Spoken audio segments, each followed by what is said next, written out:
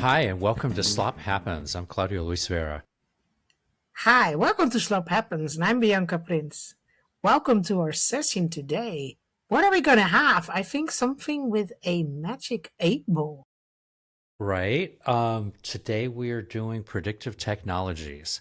And actually, before we dive in, being Gen X myself and kind of an old fart, I wanted to talk a little bit about, bring up something from my childhood, which is a magic 8 ball. And it was this super popular toy that we had here in the States, Bianca, that was a ball that was filled with black ink with a little sort of 20-sided cube in there. And so you'd shake it up, you'd ask it a question, you'd shake it up, you'd turn it upside down, and then one side of this would come up with an answer like, yes, definitely. So you'd consult it with all the same sort of gravitas as like a Ouija board. So it would be just as mystical. Here's this plastic object, and it is going to give you an answer to one of life's most important questions. And I had a web design firm, one of the earliest web design firms in Boston, and we'd get clients in here all the time. And in the middle of the conference table, we had the magic 8 ball. So if the clients were ever stuck on something, it was like, dude, just go consult the magic 8 ball, see what it had. So it was like a coin toss or doing rock, paper, scissors or something like that to get people, basically to get people past a certain decision point. But then it was not steering, but it was more of making them think. So that is the big difference between what we're going to talk about today, because today we're going to talk about predictive AI. And in this case, you knew that the 8 ball actually was not predictive at all, because it was sort of a steered answer or a random. Oh, yeah. There was no reasoning behind it. But how far is predictive AI from being a magic 8 ball? I think that's the question we're going to answer today. Not much better. Not much better. Let's see. So like the magic 8 ball, just to nerd out for a little bit, it had like 20 different answers, and 10 of those answers are positive, like yes, maybe, you should, that sort of thing. 5 of the answers were neutral, and 5 of the potential answers were negative. So you could say right there, it's not really a coin toss, because yes, 50% of the answers are positive, but it's skewing more positive, and it's biased towards the positive. There is no technology, there is no algorithm behind it. It is pure chance. But when you start getting into predictive AI, say with an accuracy rate of 60%, you're only 10% better than heads or tails of a coin toss. If you're like at 75, 76%, again, you're only halfway between a coin toss and certainty. And so this is something that we should explore, because a lot of our prediction systems, whether it's AI or other different sorts of prediction technologies, aren't really that good. And this is where a lot of the weirdness happens. But if you think about it, I mean, there's a 25% of a negative in the 8 ball. If we talk about having predictive AI, and you have a 25% margin of false positives, that is high. If we talk about human lives, that is high. And do you think, if we look at current systems, with the knowledge you have, I mean, we don't know everything, but if we look at it, I am quite concerned, because I am actually not sure that most of the systems have a very much higher rating than a magic 8 ball has. Right. And a magic 8 ball, I mean, nobody's going to go back and check the accuracy of magic 8 ball, because basically it's all fiction. So, you got a fictional yes versus a fictional negative. It's not like either one of those is false or correct. They're all fiction. But when you start getting into an AI, yeah, you've got a true positive, or you've got a false positive, and you got a true positive and a false negative. And you have to be able to deal with the consequences of being wrong if you have a prediction system. And it really starts coming down to, well, what are the stakes that you put into your prediction system?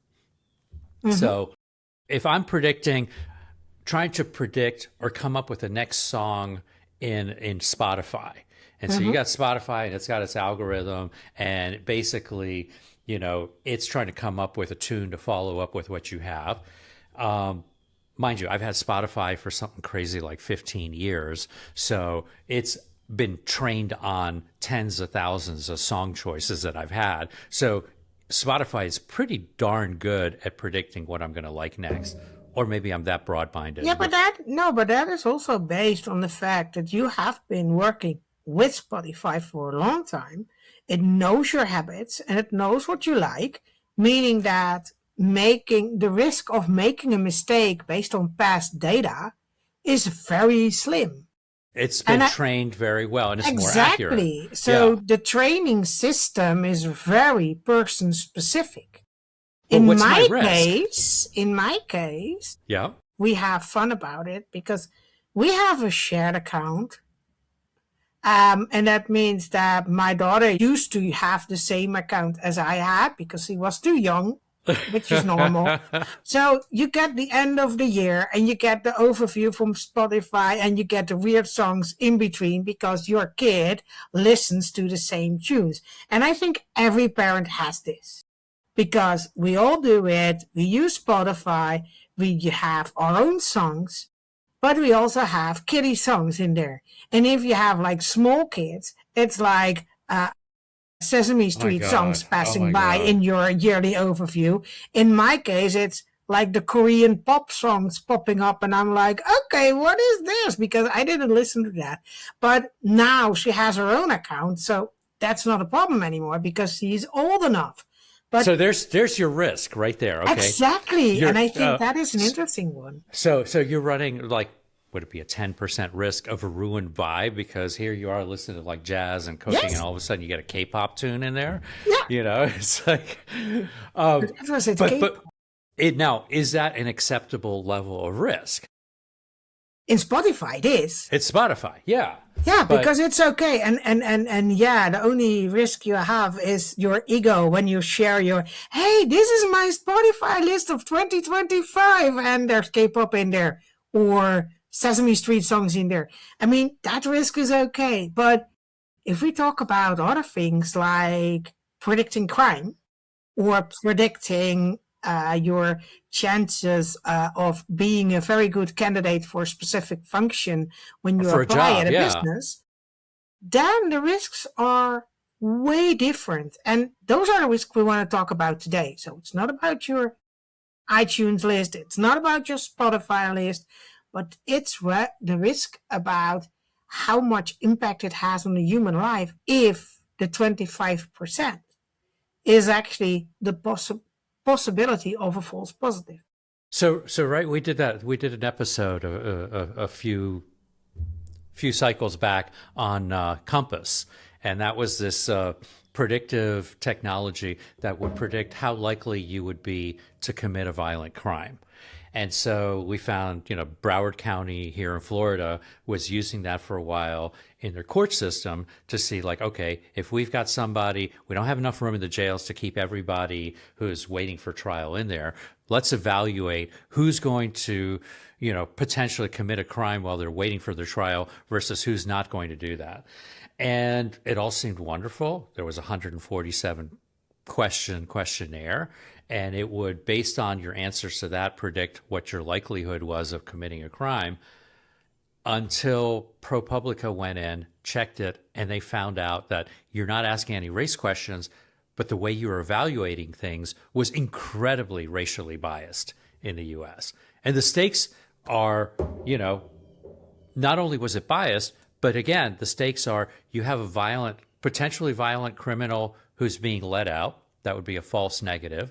Or you have somebody who's not violent who's being forced to stay in jail, which is a false positive. So the stakes are up there. Yeah, and I think that is the interesting thing if we talk about this is that, I mean, if it's about predicting crime within the Compass example, and you have a system which you find out that it has a very negative effect on specific minority groups, then the important thing is, in my opinion, that you have the ability to show the transparency on how decisions are made. And I think that was one of the things that stayed with me Right. in the discussion on the Compass case, was actually there was no transparency.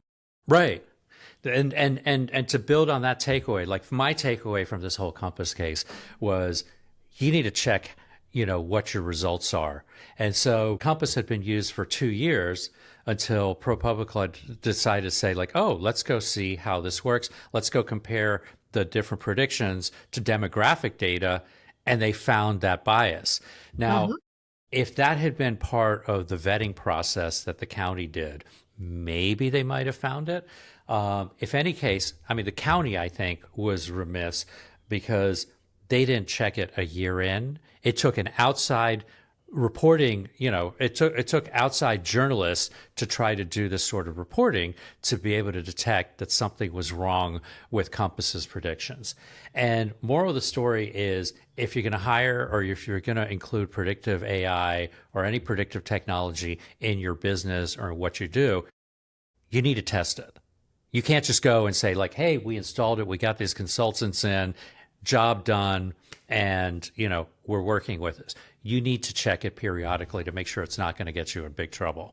I was actually making a note on that because that was one of the things, is that if you think about this and you really think about the simple fact that how can you not have tested or have, when you are selling this type of product, have a discussion with the business you're going to work with that, okay, we need to test this out. And a very simple thing, I'm working on training development. I'm working currently also on developing a risk assessment tool. I am actively looking for businesses to test with. And I am very honest. I designed a product. I know it should be working, but I really want to make sure that it works as well as I think it should. It's possible that it won't work perfectly. You can use it at a reduced tariff or whatever. You have a conversation about how they can use it because you want them to benefit from it. You also want to get some remediation that you also want to get some pay for it, meaning that you don't just do it for free, which is logical. Right. And on the other side, you also need to accept that it won't be perfect, meaning that you can further develop and then you can figure out and get the flaws and act on those. And that's one of the things where maybe that breaking on AI development and say, hey, we need to make sure we do this right for everybody.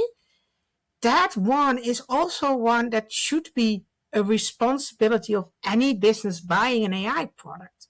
Because if you as a county buy that product, why that should have been built into ask? The contract.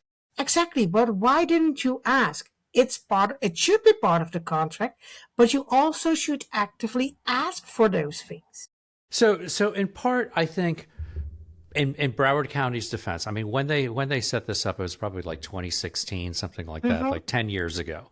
And I think we were probably a lot less sophisticated. It's like, oh, this is AI. This is before AI got such a bad rep.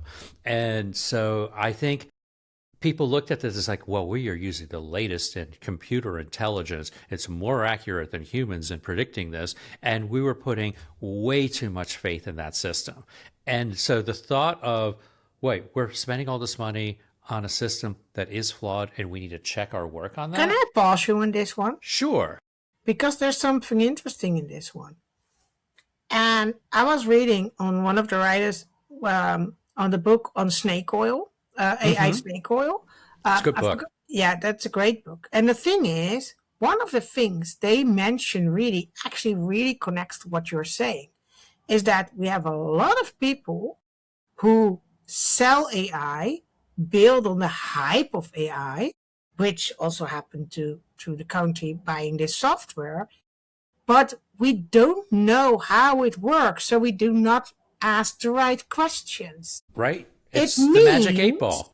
Exactly. And that's the thing. We need more people with knowledge about AI, or at least the knowledge to ask the right questions.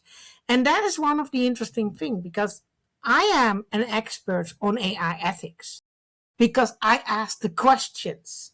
How does it work? Can you explain? I'm not a technical person, but if you cannot explain it to me, then I know, okay, there is a problem, because if I do not understand how this works, how can you make the public understand?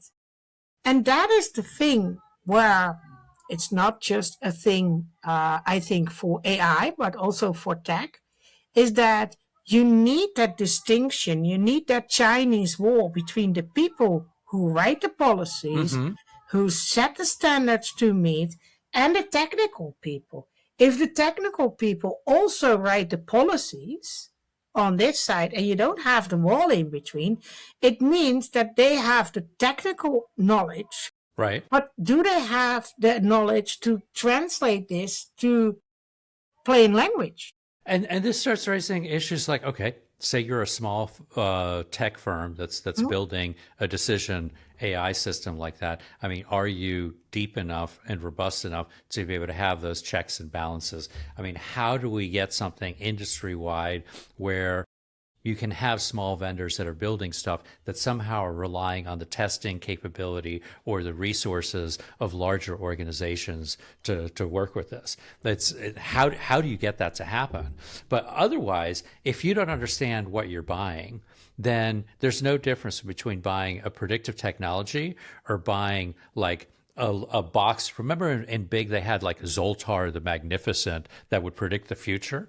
So you can't tell if you're buying some sort of mechanical Turk or if you've got the magic 8 ball. You've just got this mysterious thing that you put in data and you get answers. And the sad thing is, we want to trust those answers so badly that in a lot of institutions will trust those better than the humans in the institutions. Exactly. And I think that is something that people are often not aware about, is that it's a small business, it's doing a really great thing, but it's made out of people who are working within tech. It's not, they often do not have a person like myself asking those ethical questions. And I think that is one thing where startups can really make a difference. If you have somebody within your organization who asks about ethics, who asks about the translation, who asks about transparency, Right. making sure that whatever product you develop, that it's accessible, it's understandable, and you can offer the transparency to make sure that every decision which is made or every prediction which is made is being able to be traced back to specific data which is used to train the system, which is based on how the data is processed, How much is being used to test with. Exactly, and how the information has been collected. Did you check on, for example, the variety of audience? Is it specifically on a topic or not?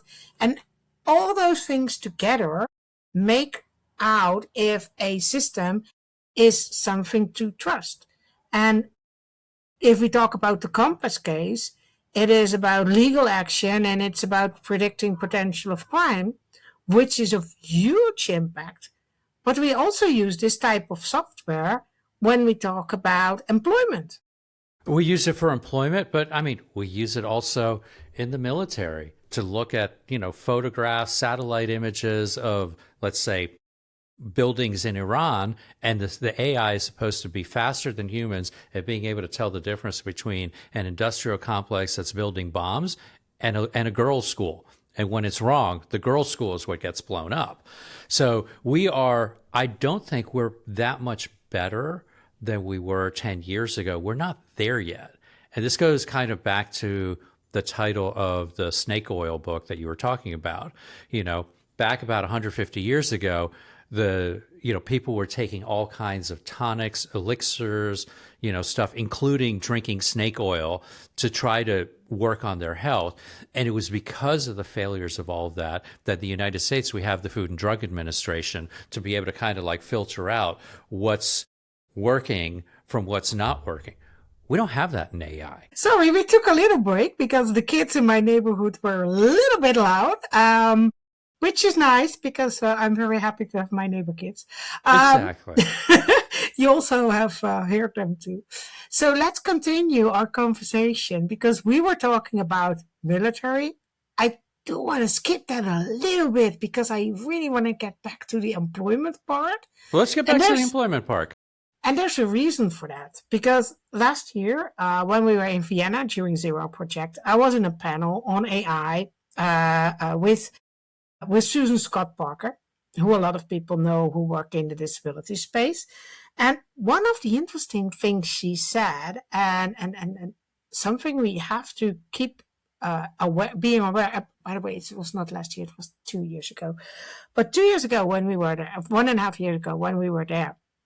Susan had a very interesting comment, and that was that she did not find any AI tool which was inclusive for persons with disability in pre-selecting for employment. And I know that she still is searching for good examples. Okay, and it's not because she doesn't believe they can be there, but there is so limited data on what people with disabilities can do accelerating in specific roles that actually the system can hardly predict this because systems are trained based on past data.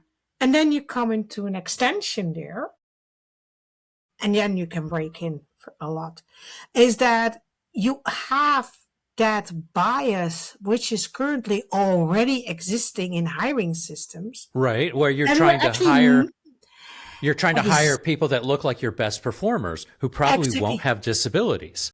Exactly. And that is the thing. Or they have a disability, but they never showed it. So It means that because we use past data, we are going to we predict future performance based on past data. And we do not predict future performance based on what we want people to do in the future. What are the future skills we need?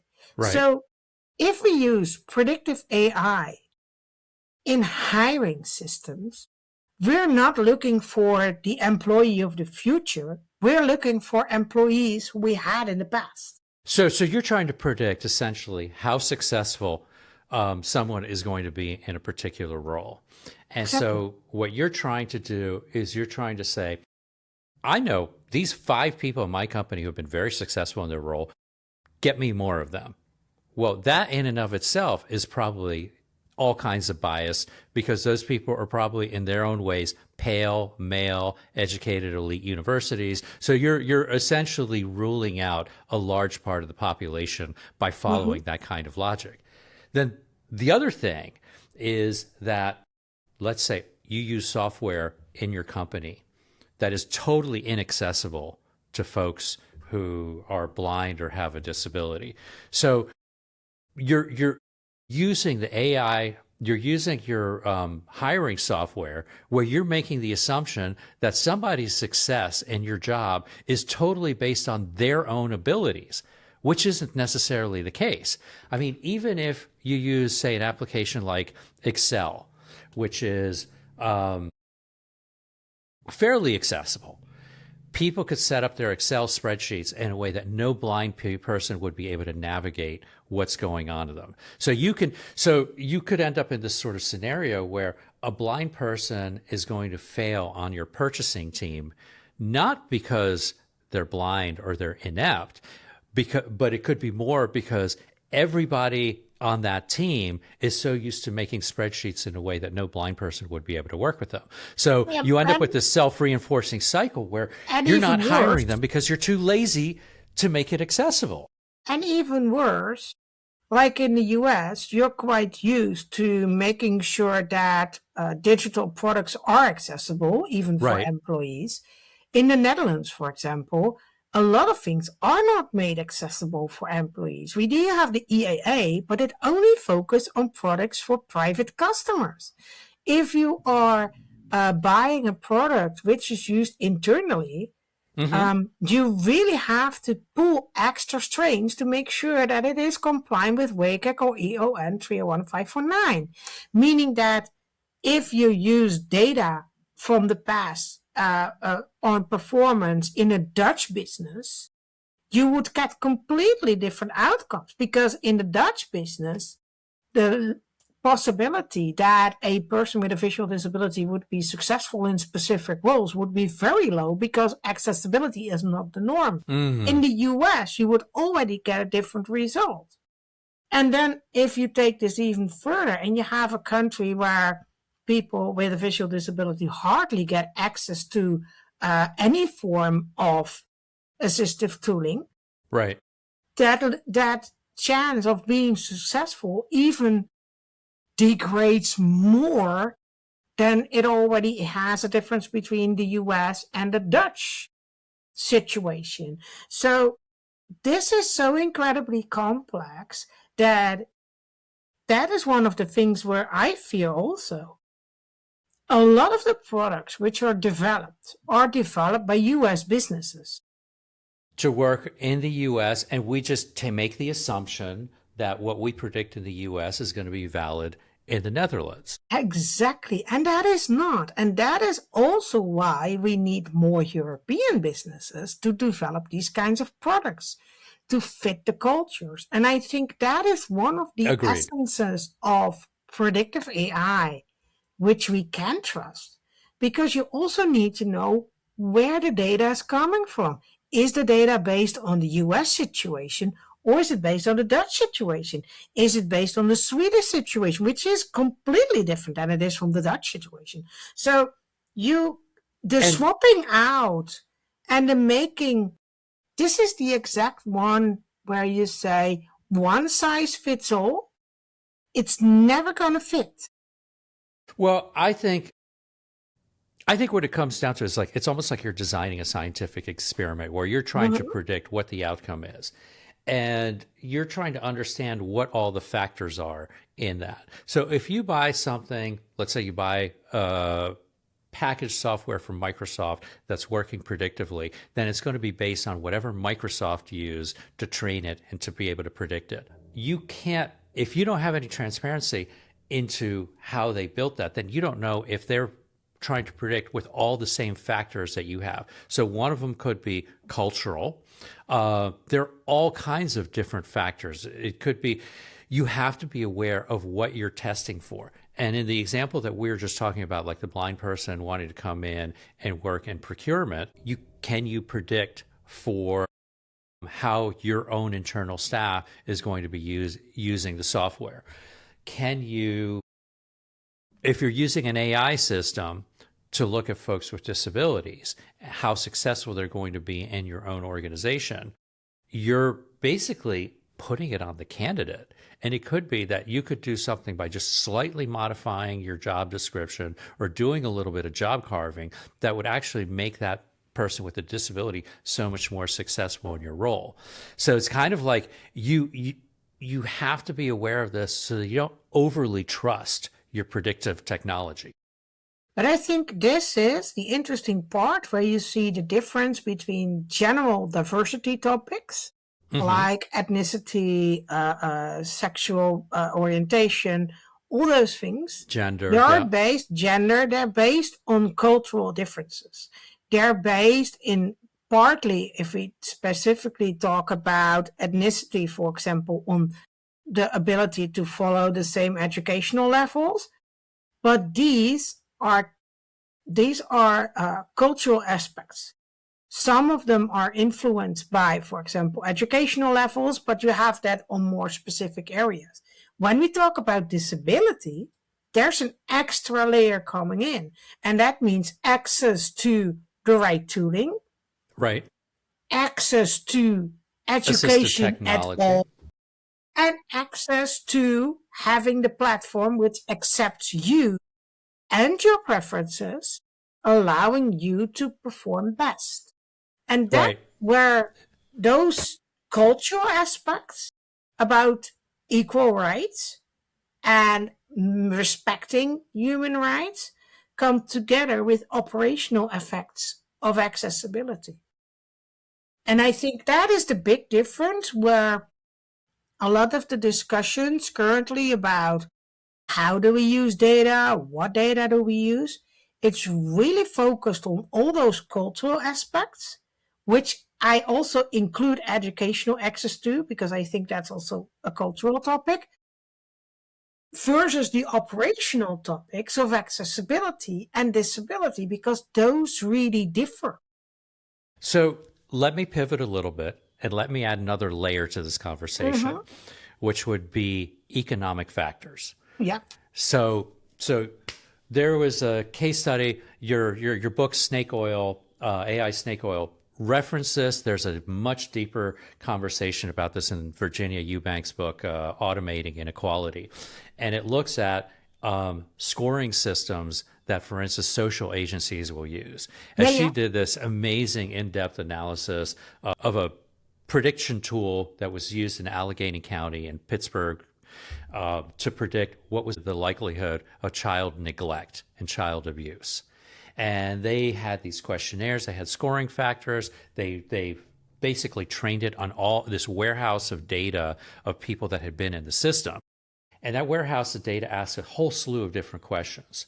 And it ended up being that the scoring system that they used on this to predict what is the risk of child neglect, well, all of those factors were deeply tied into economics. So if you were poor, the chances were off the chain that your kid was going to be neglected, or so this is what the AI would think. And so if you get two kids, equal sort of, similar sort of household structure, the poorer family was going to be deemed a much higher risk of child abuse and neglect because of the scoring system that they had. And again, this system was only 76% accurate. So you had 24% of false negatives and false positives. So you had a system that essentially was taking kids away from their parents, putting them into foster homes at a much higher rate for folks that were basically economically disadvantaged. So economics also play a role in these sort of prediction technologies, and it can be grossly unfair. Yeah, but that is the reason I actually include these in the cultural perspective. If I ask questions from a cultural perspective, I include educational levels, social economics, I include backgrounds as ethnicity, but this can also be related to levels of educational background. All these together, I call under the culture aspect. And that's, if you look at it from a diversity perspective, that are all the things you're going to look at. If you think about, and that's why I make the distinction between the operational elements. Right. When we talk about assistive tooling, about is it accessible or not, I think if we do not make these two, if we do not separate these out, we get a huge problem in understanding why disability does not emerge in the general views when we look at is data representative for minority groups, because there is the extra layer. So technically your extra layer on socioeconomic, which is of huge importance. You say you've already considered. I consider this when I ask the cultural questions, and I agree with you. In a lot of cases, it's not done, but that is my approach. I include those aspects too.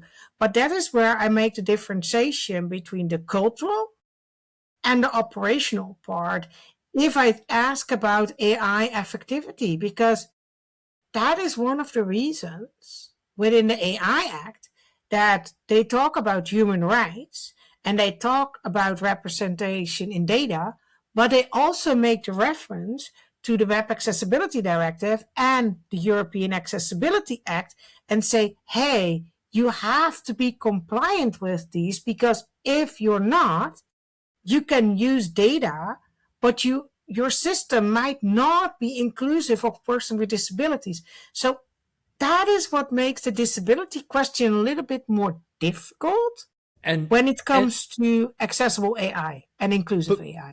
But I do think that both of us are kind of drawing the same topic, that essentially we shouldn't be treating predictive systems like a magic 8-ball and where we're trusting them blindly, or where we're dealing with them as equal parts fiction.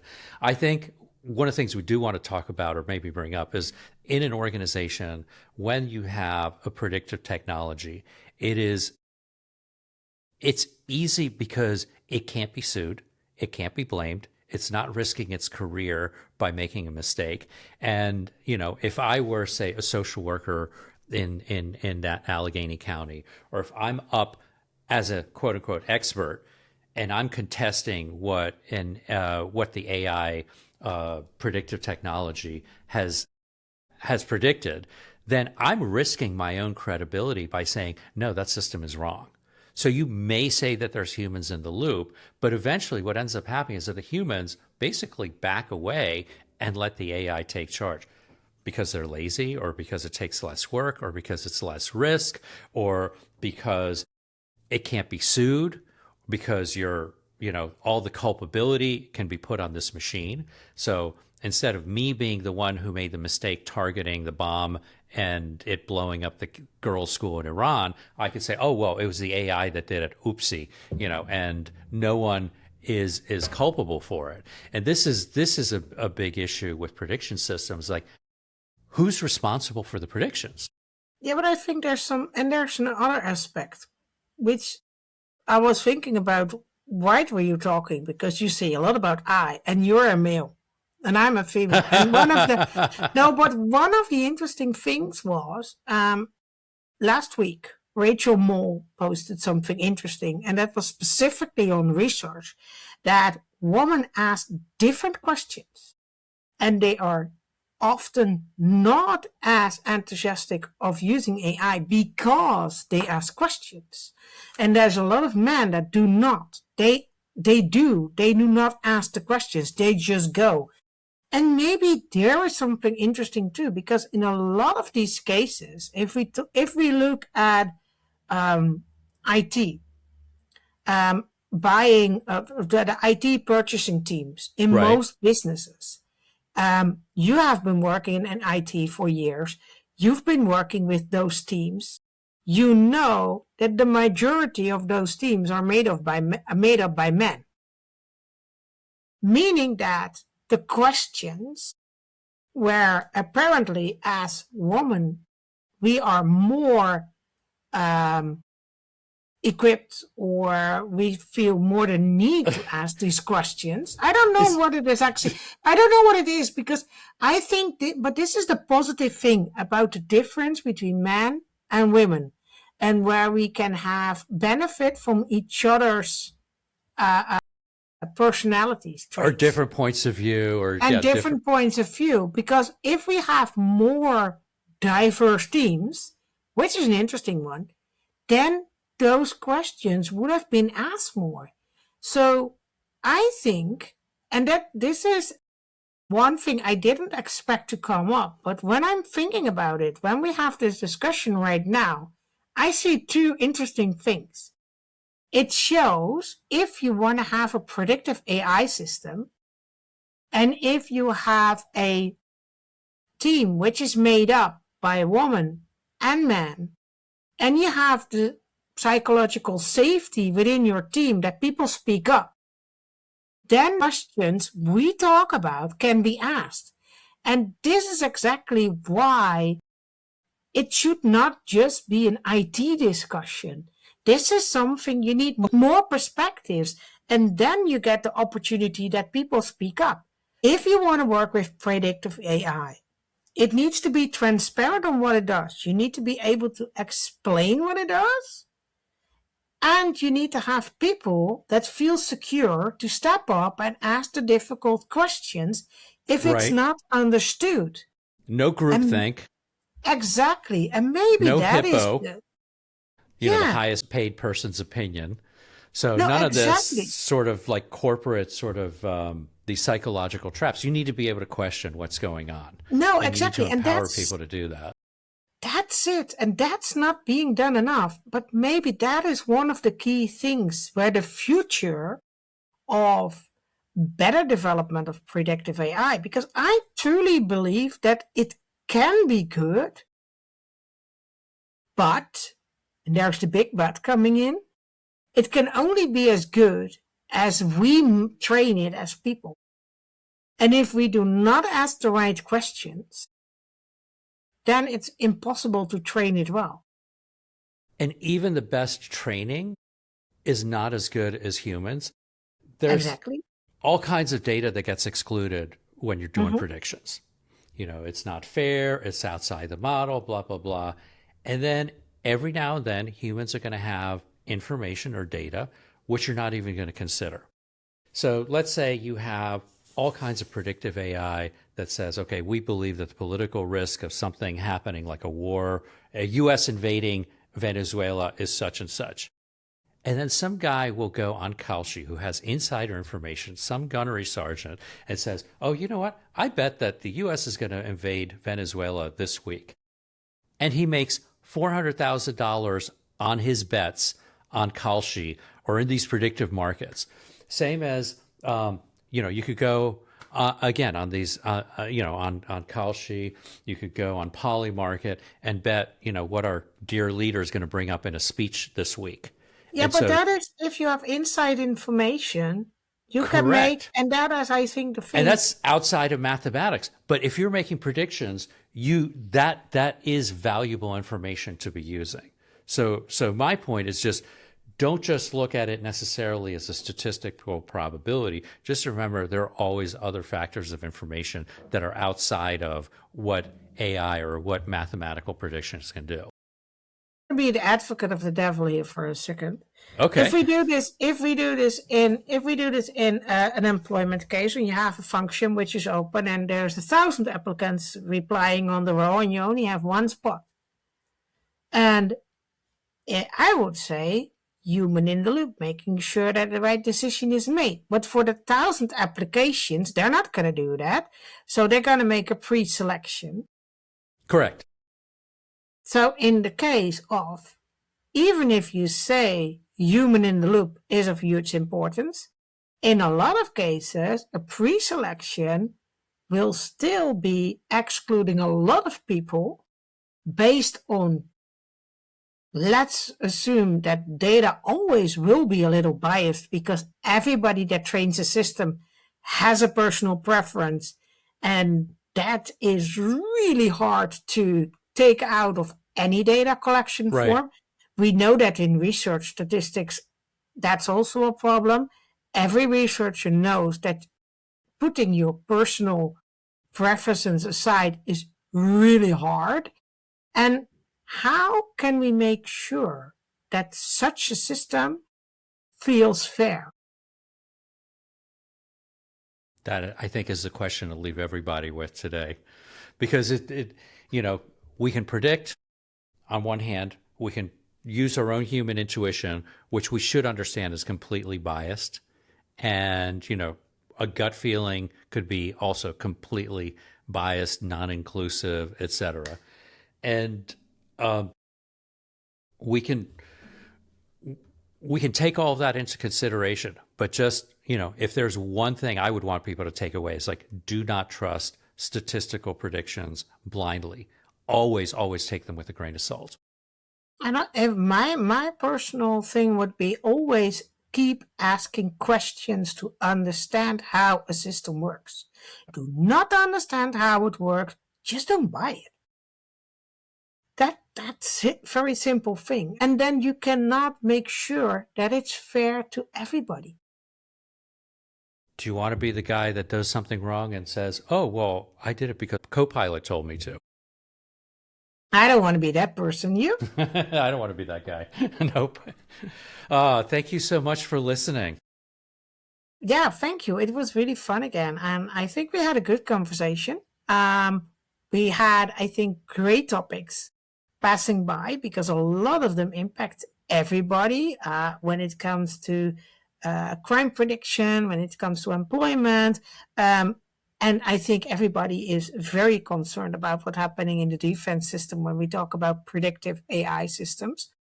But it's not to make everybody doubt about AI, but it's really about making people aware. Yeah, I use